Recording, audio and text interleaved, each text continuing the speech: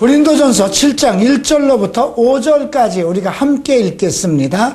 너희의 쓴 말에 대하여는 남자가 여자를 가까이 아니함이 좋으나 음행의 연고로 남자마다 자기 아내를 두고 여자마다 자기 남편을 두라. 남편은 그 아내에게 대한 의무를 다하고 아내도 그 남편에게 그렇게 할지니라.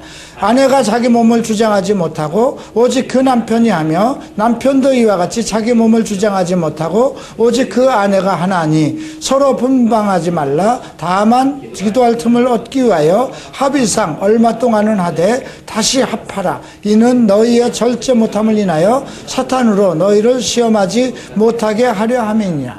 아멘입니다. 오늘은 결혼에 대한 것입니다. 결혼의 질서이기도 하고 결혼관계에 대한 말씀이기도 하고요, 부부관계에 대한 말씀이기도 합니다. 성경에서는 이걸 통전신학이라고 하는데 결국은 결혼신학이라고 얘기합니다. 어떻게 결혼을 할 것이고 어떻게 결혼관을 가질 것이며 어떻게 부부생활을 해야 될 것인가, 이런 말씀입니다. 우리가 앞에서 고린도전서 1장부터 6장까지는 고린도 교회에 일어난 세 가지 악습에 대해서 언급이 되었습니다. 1장에서 교회가 분열되는 문제가 일어났고요, 5장에서는 교회 안의 성도들의 윤리적인 타락에 대한 문제가 언급되었습니다.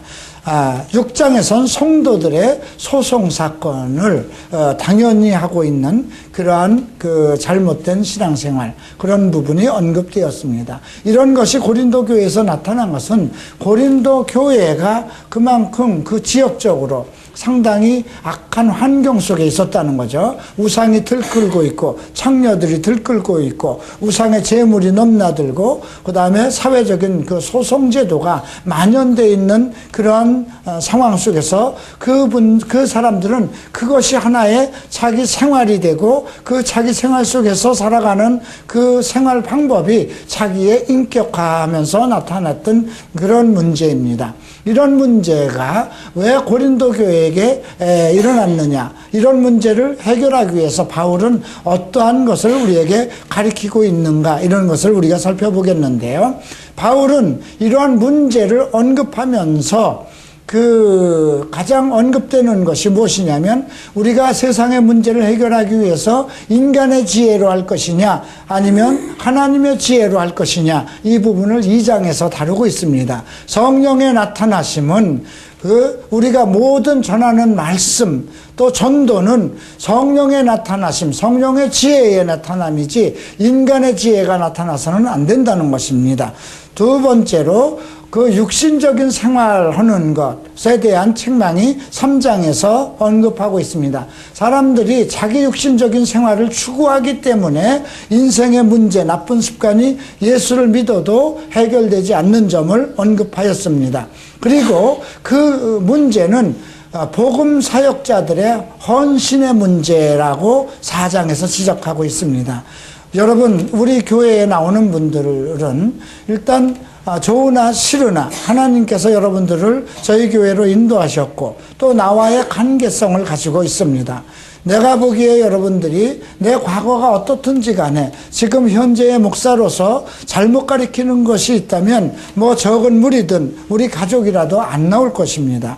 그러나 내가 성실하게 여러분들 앞에 하나님의 종으로서 정말 최선을 다하는 그러한 거룩하고 의로운 삶을 살고 또 하나님의 말씀을 전달하는 그릇으로서 최선을 다한다면 아마 여러분들은 감사함으로 저희 교회를 나올 것입니다. 그래서 이러한 모든 문제를 해결할 수 있는 것은 하나님의 지혜, 또 하나님의 성령의 능력이고 그것을 우리가 각자에게 주신 은사를 통해서 나타나는 것이 지도자들의 헌신이라는 것입니다.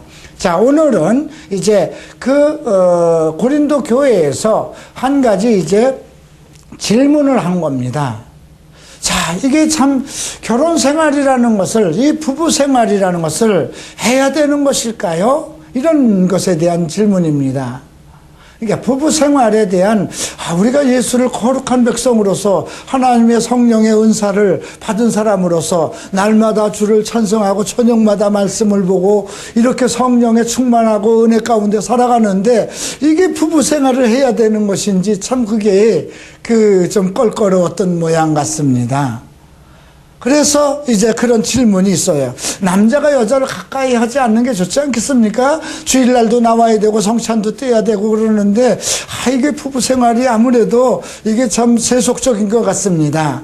아마 여러분들도 아마 정말 믿음 생활을 오래 하신 분들은 이러한 생각을 가질 것입니다. 그러나 그런 생각을 가질 필요가 없습니다.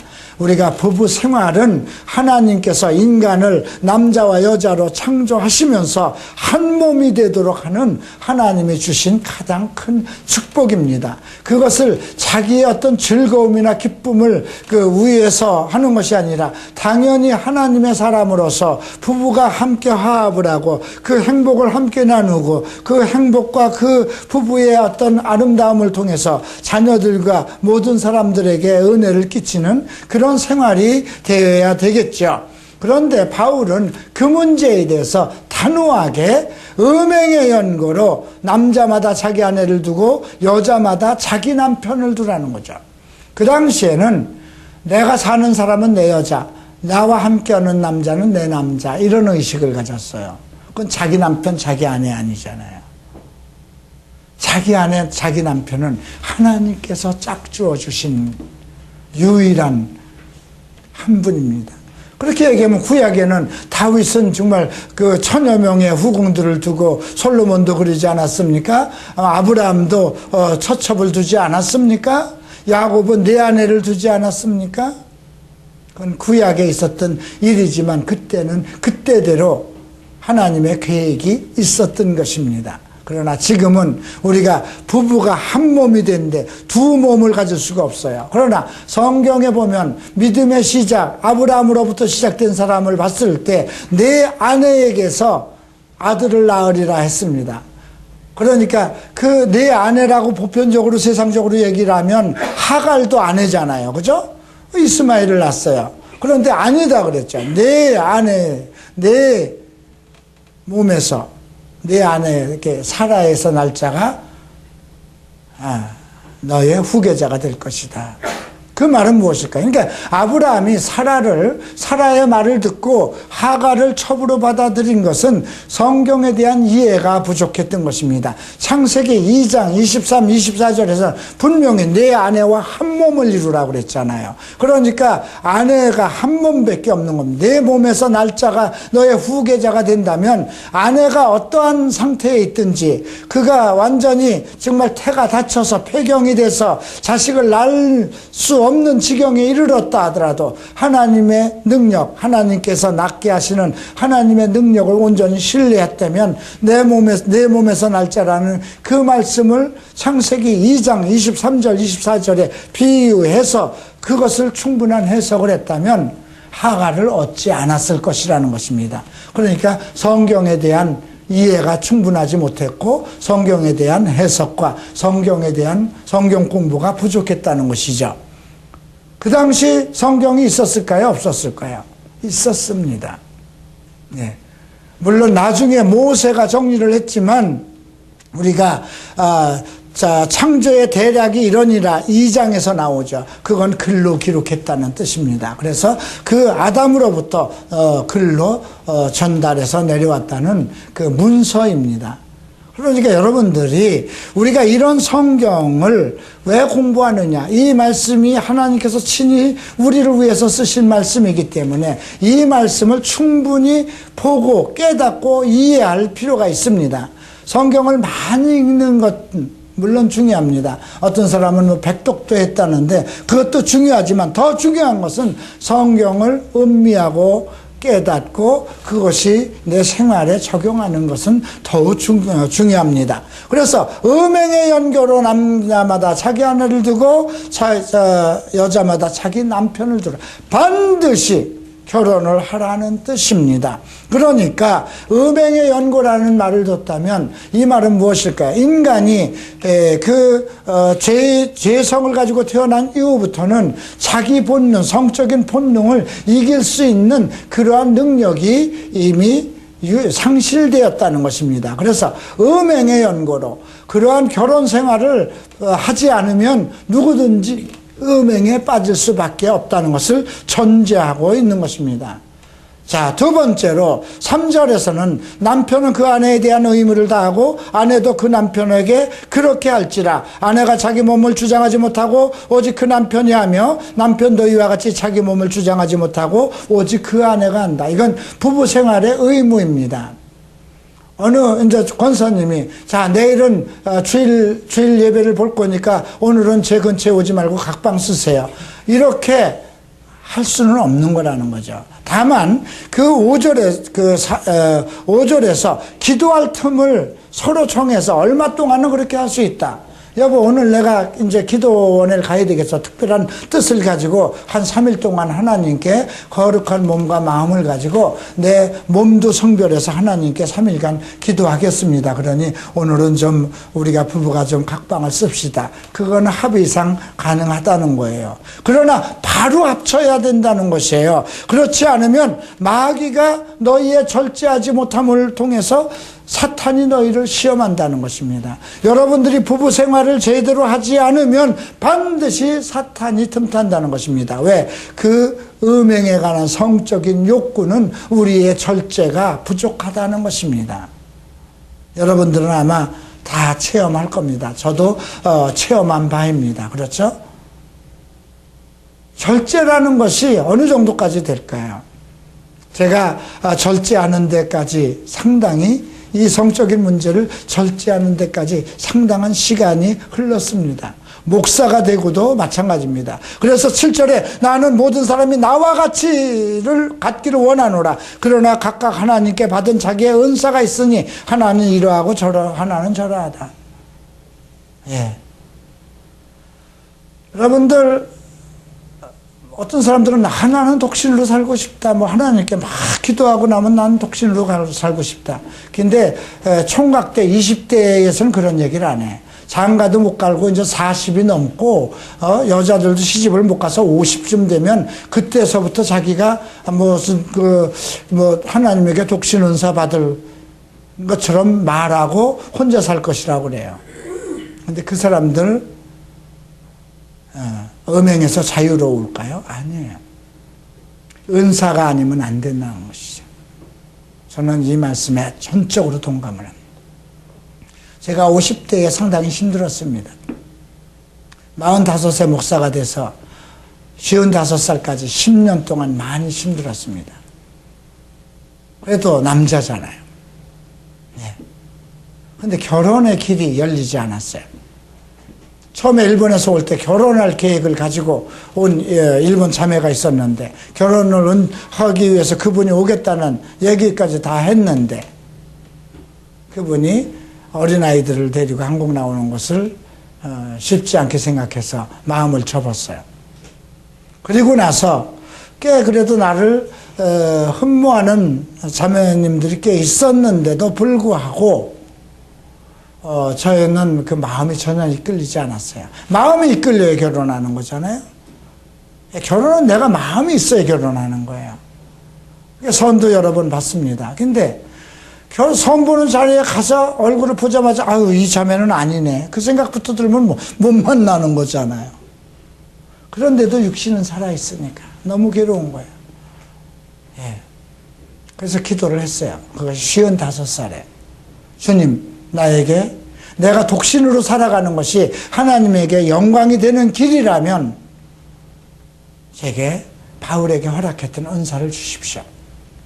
아니면 내가 지금이라도 결혼하는 것이 하나님의 뜻이면 배우자를 만나게 해주십시오. 그때부터 절제가 됐어요. 그때부터 어떠한 그 본능적인 것으로 인해서 고민하는 일이 없어졌어요. 그런데도 이제 그렇게 되면서 더 느끼는 건 뭐냐면 아름다운 여자를 보면 하나도 결혼하고 싶다. 그런 생각은 더 들어요. 그건 내 생각이에요. 그런데도 내 몸에서 어떤 욕정이나 정욕이나 이런 것이 없어졌어요. 그렇다고 성적인 것이 완전히 없어진 것이냐? 아니에요. 내 안에 성은 있는데, 절제가 되는 성, 내 안에 성은 있는데 어떤 그 욕구가 막 일어나서 나를 괴롭히는 그런 것이 없어졌다는 거예요. 아마 청년들 중에는 혹시 나도 그렇게 되면 얼마나 좋을까? 안 됩니다. 그렇게 절대 안 됩니다. 결혼하세요. 그냥 하세요. 여러분, 주보에 오늘 제가 칼럼을 썼지만 지금 내가 독신 은사를 줘서 하나님께서 혼자 살게 하신다고 해도 결혼은 가장 큰 복입니다. 저는 그렇게 생각을 해요. 네. 부부가 지지고 볶고 싸우고 참 평생 원수같이 살아도 그게 사랑입니다. 그게 부부입니다. 정말 갈라지고 싶은 생각이 뭐 한두 번 안 나는 부부가 어디 있어요? 여기 결혼한 분 집사님들한테 우리 저 권사님들에게 다음에 다시 태어나면 지금 사시는 분하고 사겠습니까? 그러면 어림도 없습니다. 우리 또 남자 집사님도 어림도 없습니다. 그러면서도 그 부부가 살아가는 겁니다. 그게 사랑인 거거든요. 이게 참 일찍 깨달았어야 되는데 머리가 하얗게 돼서 이제 저도 깨닫네요. 그래서 여러분들 어쨌든지 간에 결혼 생활, 부부 생활에 그 어떤 한계를 가져서는 안 된다는 것입니다. 자기 몸을 자기가 주관하면 안 된다는 거죠. 부부에게 있어서는 한 몸이니까 내 몸을 내가 주관. 아유 여보 됐어 오늘은 안 돼. 근처도 오지 마. 이런 말 못 한다는 것입니다. 몇 년 전에 제가 자기대면 과정을 가르치는 그 지도자 모임에서 원로 목사가 있었습니다. 그분이 어떤 참 요즘 교회 문제로 시끄러운 큰 교회 부목사들과 20여 명과 같이 10여 명과 같이 식사를 할 때가 있어서 식사를 했는데 그분들 성도들 중에 10년 차가 된 부부들 중에 별거를 하는 분들이 50%가 넘었다는 거예요. 여러분 그 교회의 성도라고 그러면 한국에서 자부심을 가지고 있고 대개 10년 정도 그 교회에 출석을 했으면 다 집사나 권사입니다. 그렇죠? 그런데 그런 재직 모임에서 부부가 각방을 쓴다는 무기명으로 앙케트를 받았는데 50%가 나왔다는 겁니다. 우리 성도 많지 않지만 여러분 부부가 아내가 아니면 남편이 각방을 쓰면 그 방 폐쇄시켜 버리십시오. 완전히 아주 창고를 만들든가 못을 박아버리든가 안 됩니다. 이유가 없습니다. 남편이요 너무 피곤하니까 여보 나 일주일 내내 바쁘니까 아내가 내가 무엇을 하니까 바쁘니까 부부생활 안 됩니다. 거부할 수 없다는 겁니다. 우리가 아내의 생리기간을 지켜줘야 되는 거 그건 남편으로서의 예의입니다. 남편이 바쁠 때 그분이 더욱 일을 잘할 수 있도록 편안하게 해주고 그런 것이 부부생활의 의무입니다. 여러분 다윗이 언제 밧세바를 범했나요? 전쟁 중에 그랬습니다. 남자는 바깥 일에 신경이 쓰이면 그 신경이 쓰이는 그 스트레스를 풀어야 할 그런 욕구가 육체에 있는 겁니다. 그래서 남자가 많은 스트레스가 쌓여 있으니까 편안하게 둬야지 그게 아니에요. 남자가 많은 스트레스가 쌓여 있을 때 그것을 해결할 수 있는 게 부부 생활입니다. 여러분 그런 것을 아내들이 좀 지혜롭게 생각할 필요가 있어요. 피곤한 남편 편안하게 잔다고 그러면 그 안에서 스트레스가 쌓이는데 그 스트레스 쌓이는 모든 것이 성적으로 노출된다는 것입니다. 여러분 요즘에 어려서부터 아이들에게 공부 이 스트레스가 다 뭘로 나올까요? 다 자위로 빠집니다. 그 스트레스를 감당 못하니까 어려서부터 사춘기부터 이제 솟구쳐오르는 그 본능을 감당할 수가 없어서 자위에 빠집니다. 자위에 깊게 빠지다 보면 동성애로도 빠지고 성중독으로도 빠지는 겁니다. 여러분 미국에 지금 조기 유학했던 그 부모들이 아주 저한테 상담을 와서 절대 아주 후회를 하고 있습니다. 어린아이들 그 부모를 떠나서 외국에서 음식이 맞습니까? 아무것도 그 말도 통하지 않는 그곳에서 그 아이가 받으면서 자라는 스트레스 속에서 그 애가 탈출할 수 있는 유일한 길은 자기 사랑입니다. 자기 본능입니다. 그것은 성적인 욕구로 자위 행위로 나타나게 마련입니다. 인간의 음행은 절제할 수 없는 것이 죄인된 품성이 가지고 있는 첫 번째 조건이라는 걸 이해할 필요가 있습니다. 그러면서도 바울은 이거는 권도요 명령이 아니다. 권도라는 건 권면의 말이라는 거지 이걸 꼭 이런 식으로 부부 생활을 가지라는 것은 아닙니다. 자, 8절부터 보겠습니다. 8절부터 24절에 대해서는 혼인에 관한, 이혼에 관한 것을 언급하고 있습니다. 여러분, 이혼율이 어떨까요? 지금 우리나라 OECD 즉 경제개발협력기구 안에 2002년 이후에 회원 국가에서 2위였습니다. 지금은 어쩌면 1위가 됐을지도 모르겠어요. 2001년도에는 이혼율이 1위가 되었어요. 1990년대에 미국에서 조사를 한 건데요. 평균 840쌍이 결혼을 하고요. 1년에. 그런데 398쌍이 이혼을 했다는 거예요. 그러면 거의 이혼율 50%입니다. 800쌍이 결혼하고 400쌍이 이혼을 하는 거예요. 예. 그런데 그 가정 중에 160가정이 기독교 가정이라는 거. 이건 놀랄 일이죠. 우리나라도 지금 기독교에서 점점 이혼율이 늘어나고 있습니다. 천주교에서는 이혼을 안 됩니다. 아직은 불문율로 적어 놓은 거예요. 근데 개신교에서는 그런 것에 대한 가르침이 아직도 허술하다는 것입니다. 그래서 미국에서 18개월 동안 7,000명의 인터뷰를 했는데요. 그 중생을 체험한 성도들이 33%가 이혼을 했다는 것입니다. 이혼을 경험했다는 것입니다. 그리고 일반 기독교 가정에서 이혼율이 34%가 되었다는 것입니다. 여러분, 이런 문제들에 대해서 점점 세상이 기독교인들도 이혼을 밥 먹듯이 하고 있다는 거예요. 50%가 된다는 것입니다.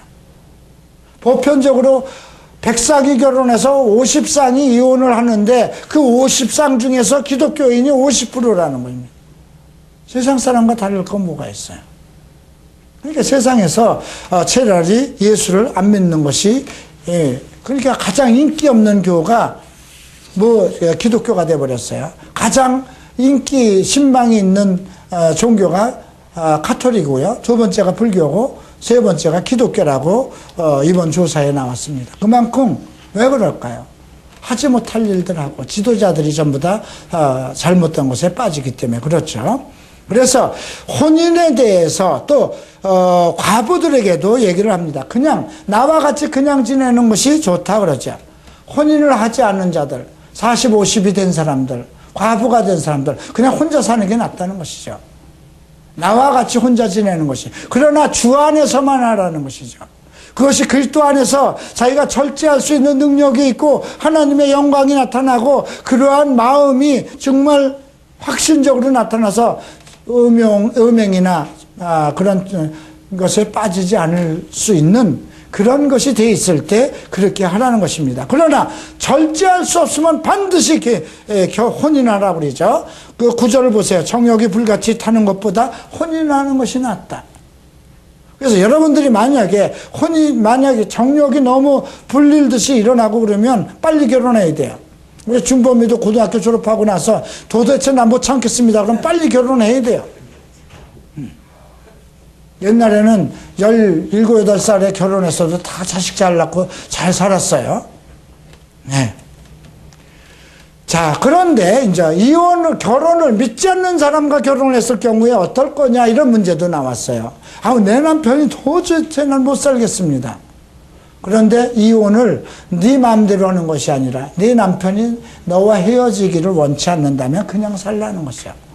내 아내가 믿지 않는데 헤어지기를 원하면 헤어져도 좋다는 거예요. 그러나 믿지 않는 아내가 헤어지기를 원치 않는다면 자식을 위해서 너로 인해서 그 아내가 거룩하게 되고 남편이 거룩하게 될 수도 있고 내 자녀들도 거룩하게 되는 것이니까 이혼하지 말라는 거죠. 그러나 만약에 믿지 않는 남편이나 믿지 않는 아내가 헤어지길 원하면 헤어지라는 것입니다. 주 안에 있는 사람이 믿지 않는 사람들 안에서 고통받을 필요가 없다는 것이죠. 자, 또 이제 우리의 부르심에 따라서 무할례자는 그 남자들의 어떤 그 포피를 잘라버린 거죠. 무할례자는 무할례자의 그 부르심대로 살아가고 할례자는 할례자의 가지고 있는 어떤 도리가 있어요. 그렇죠? 한국 사람의 예법이 있고, 그죠? 자, 이런 말씀도 한번 생각해 봐야 돼요.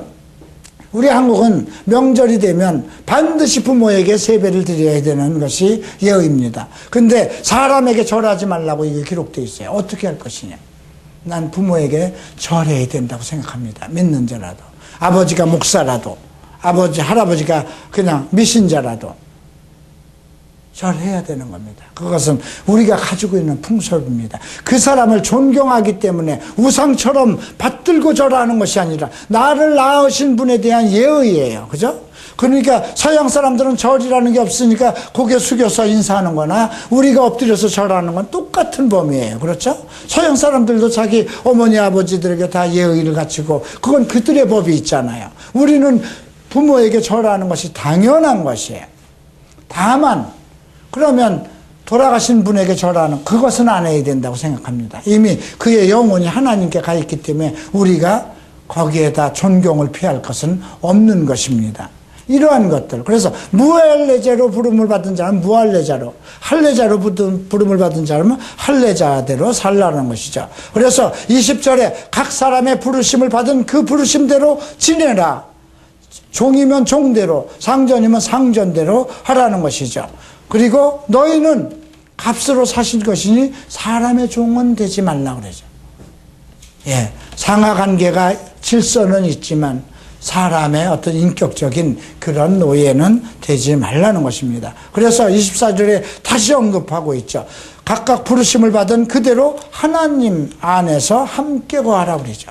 여러분들이 각자 부르심을 받은 그 은사대로 살아가라는 것입니다.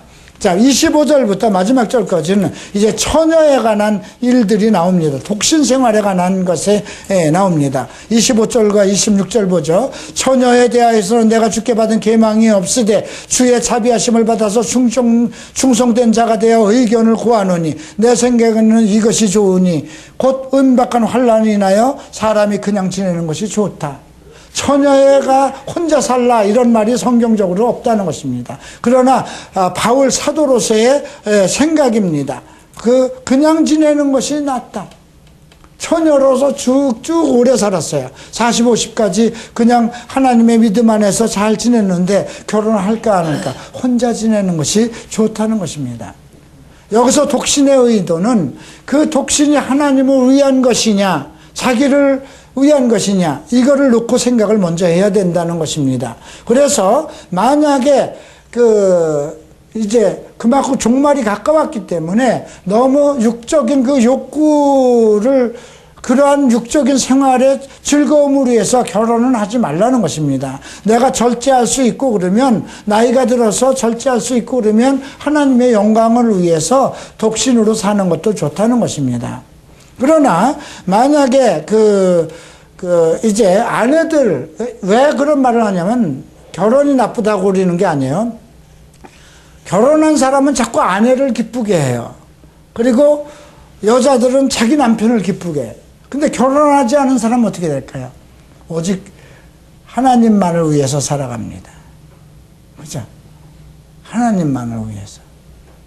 그러니까 하나님을 위해서 살고자 하는 사람은 그렇게 살라는 것입니다. 그러나 절제가 안 되고 그러면 결혼을 하라는 거죠. 그래도 죄가 아니라는 것입니다. 자, 35절 보겠습니다. 내가 이것을 말하면 너희의 유익을 위하며 너희에게 올무를 놓으려 함이 아니야. 오직 너희를 위하여 이치에 합하게 하여 분유함이 없이 주를 섬기게 하기 위해서. 주를 섬기기 위해서는 고고하게 혼자 살아갈 수 있는 사람 혼자 살라는 것입니다. 그러나 절제가 안 되고 그러면 정욕에 불 끓는 것부터 결혼하라는 것이죠. 또 나이 많은 처녀, 딸에 대한 얘기도 있습니다. 그래서 36절에 보면 처녀딸에 대한 일이 이치에 합당치 못한 줄 생각할 때 혼기도 지나고 그같이 할 필요가 있거든 혼자 살도록 하는 것도 죄 짓는 것은 아니라는 것이죠. 그러나 그 사람을 근데 부모가 얘는 그냥 독신으로 살도록 하는 것이 좋겠다. 그것을 그렇게 부모가 결정해도 되느냐. 왜냐하면 그 당시에는 우리가 옛날에는요 부모가 허락 안 하면 결혼을 못했어요. 그죠? 지금도 여기 60이 넘으신 딸들은 부모가 허락하지 않으면 결혼 못하는 거였어요. 시집을 어딜 가요. 그런데 이제 나이가 그렇게 차고 결혼할 때도 마땅치 않고 그러면 그대로 혼자 살게 하는 것도 나쁘지 않다는 것입니다. 그렇게 자기 뜻대로 할 권리가 있을 경우, 내가 혼자 살아갈 권리가 있다고 생각할 때는 그렇게 해도 그것은 잘못된 것이 아니라는 것입니다. 자, 그리고 또 이혼한 남편이나 아내나 남편이 사별했으면 어떡할 것이냐. 결혼해도 된다는 것이죠. 그 말씀이 39절에 있습니다. 아내가 그 남편이 살 동안에 매여 있다가 남편이 죽으면 자유하여 자기 뜻대로 시집갈 것이나 주 안에서만 하라. 재혼하는 여자는 그냥 자기의 육신의 즐거움이나 세상을 즐기려고 결혼하지 말고 그리스도 안에서 남편이 죽었으면 자유한 자가 돼서 결혼할 수는 있지만 그리스도 안에서만 해야 된다는 것입니다. 이렇게 바울은 명확하게 언급됐습니다. 여러분들 만약에 우리 누님이 그 남편이 우리 매형이 소천했다고 하십시다. 그러면 결혼할 자유가 있어요. 그죠? 지금은 결혼하면 음행이에요. 그건 안 되는 거예요. 남편이 잘났든 못났든. 그러나 헤어지고 나면 70이 넘었어도 결혼할 자유는 있어요. 그러나 주 안에서만 하라는 거예요. 주 안에서만. 오히려 그 결혼하는 것이 하나님의 영광이 되면 결혼하라는 거예요. 그렇죠? 나도 지금 내가 결혼하는 것이 주님의 영광이 될 수 있으면 그렇게 하는 것이 원칙이라는 것입니다. 자, 그러나 40절에 이런 말씀이 있습니다. 내 뜻에는 바울의 생각이에요. 그냥 지내는 것이 더욱 복이 있도다. 또한 나도 하나님의 영을 받은 줄 생각한다. 하나님의 영 안에서 성령의 영 안에만 결혼을 독신으로 살 것인가를 결정을 하는 것입니다. 아마 여러분들 여기 계신 우리 집사님, 남자 집사님들이나 장로님들 보면 참 아내와 다툴 때면 혼자 살았으면 얼마나 편할까 이런 생각도 할 것이고요. 또 여집사님들이나 권사님들은 아이고 참 돈만 주고 갔으면 좋겠네 그런 생각을 돈이나 좀 넉넉히 남겨놓고 갔으면 좋겠네 이런 생각을 할 수도 있어요. 근데 그게 인생입니다. 참 바울의 이 글을 보면 참 고민하면서 쓴 흔적이 많아요. 헤어지라고 말할 수도 없고 혼자 살라고 말할 수도 없고 꼭 그러니까 주의 영 안에서만 성령 안에서만 하나님의 영광을 위해서만 젊은이들은 꿈도 깨세요. 하나님의 영광을 위해서 결혼해야만 우리 교회에도 영광이 돼요. 그죠? 그래야 아내도 오고 처갓집 식구도 데려오고 새끼도 낳아서 전도도 되고 젊은이들 빨리 결혼하세요. 효근이도 빨리 결혼하고 뭐 돈 벌어서 결혼하려고 그러면 다 돈 먼저 본 사람들이 이쁜 자매들 다 채가. 그러니까 채가기 전에 마음에 드는 사람 있으면 그냥 결혼해. 결혼하면 둘이서 벌어서 먹으면 되지 뭐 그렇잖아. 100만 원씩만 벌어도 두 사람이서 200이면 살 만큼 그냥 살아가. 그죠? 예, 그렇게 되시기를 주의 이름으로 축원합니다. 자, 일어나시기 바랍니다. 기도하겠습니다.